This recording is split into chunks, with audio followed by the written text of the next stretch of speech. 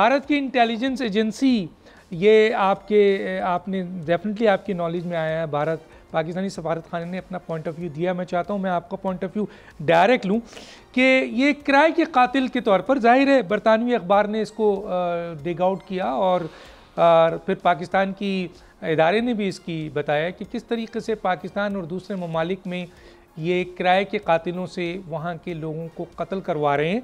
और इस सिलसिले में जब उनके डिफेंस मिनिस्टर से बात की गई तो वो ये कहते हैं ये मोदी की पॉलिसी का हिस्सा है। तो गवर्नमेंट लेवल पर वो कह रहे हैं कि ये मोदी की पॉलिसी का हिस्सा है। इस सिलसिले में आप क्या कहेंगे सर? देखिए डॉक्टर साहब, ये जो आपने जिस चीज़ का जिक्र किया ये इंतहाई काबिल मज़म्मत है।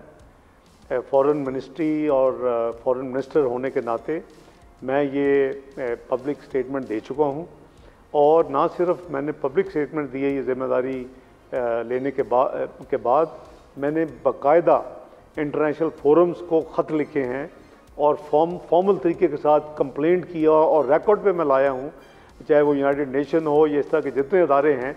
मैं एज पाकिस्तान के वज़ीर ख़ारजा की हैसियत से बहुत कॉम्प्रीहेंसिव प्रोटेस्टेड यानी टोन में ये ख़त लिख चुका हूँ और ये बेसिकली इंटरनेशनल लॉज की वायलेशन है।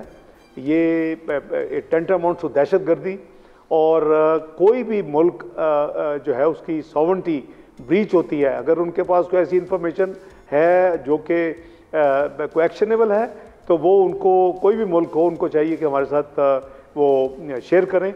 आपने देखा कि हमारे एक हमसाया मुल्क से कुछ हुई ट्रेसपास और कोई एक्शन हुआ हमारी टेरिटरी के अंदर।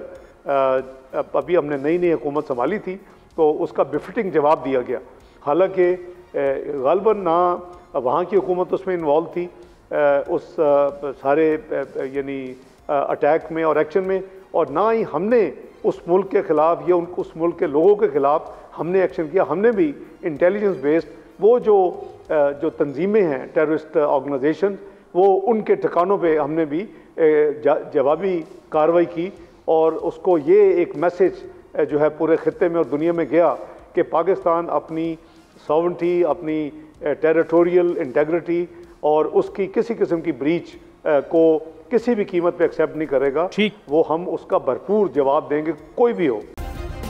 सब्सक्राइब करें और बेल दबाएं ताकि कोई खबर रह न जाए।